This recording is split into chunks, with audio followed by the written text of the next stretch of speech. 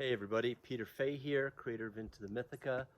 You know, I'm actually super inspired because I'm wearing my Hogwarts t-shirt, right?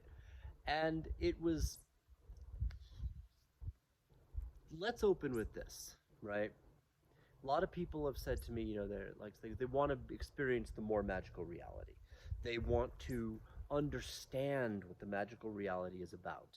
And over the 20 years of my journey into the Mythica and documenting the landscapes of legend, I have established a whole way of really expressing my authenticity with that and how all of our stories come together in order to support that question. How do I see the real magical world? How do I get into the Mythica? How do I get into the mythical embodied version of myself? And so as I was wearing the Hogwarts t-shirt, and I actually went to school for magic. You know, I'm like classically trained. I went to school for magic in Lake Tahoe, actually where I am right now doing this video, 14 or something years ago on the quest, and have just recently come back. And that place has long since disbanded, and yet I find myself in the same capacity where the quest that I embarked on that time to open a portal, just like this video is a portal into that vibrational reality, has come to fruition, bringing me back to the point on the planet that I started from with that idea. And fundamental to that idea, to the let's open you up to the magical world, like let me open you a window into the magical world, and this is why the Hogwarts thing is so appropriate, is this: there are no muggles. That's a literary convention, right, to create drama.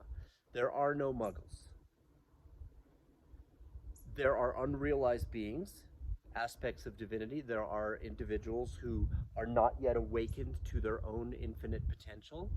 There are beings who are stuck in karmas and patterns and shadows and distortions and limiting beliefs where they can't even see the magical world.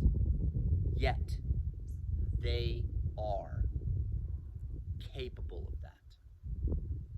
There are no muggles. There's no genetic classification that says whether or not you have the capacity to be enlightened, right? And I love those stories so much. My journey actually is a mapping of my own journey through like going to Mystical Academy and then traveling through the magic and documenting that in order to prove what I'm saying and present that in the journey into the Mythica is my version of that. And it's like, in order to showcase the magical world, we have to understand that there are no muggles. That everyone is a wizard. Everyone is a magician. Everyone is a priestess. Everyone is a saint or a Buddha, potentially. And that there are certain physical laws, there are certain karmic laws, certain aspects of the creation, of the architecture of the creation, that we may be in the process of just coming to get a grasp on, or having some degree of facility with, that define how much of the creation, how much of the vastness of what actually is, we are able to see. And in the real world, for me, this is the equivalent of living in the wizarding world, or being able to see past the veil, or being able to see the more subtle aspects of the creation, the subtle energies, the subtle archetypes, the patterns that lay beneath the surface of your story. All of these things are part of the real magical world, and they are always going on for us all the time. So in the creation of Into the Mythica, I really go into divination, which is the art of perceiving and receiving. It's the art of experiencing something and then having an interpretation of it based on wherever your awareness is at.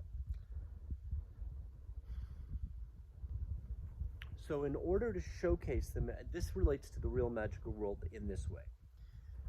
When we realize that there are no muggles, we realize that it's really about coming to awaken past our limiting beliefs, past our confusions, past the incoherence, to really see more of the magic that is already there. We realize that the journey into the Mythica is one of working with our consciousness, with self-development, to connect with the land in order to expand our perspective beyond its limited horizon into the infinite vastness of what is already there. In this context, we realize that no one is a muggle. There are only sleeping wizards.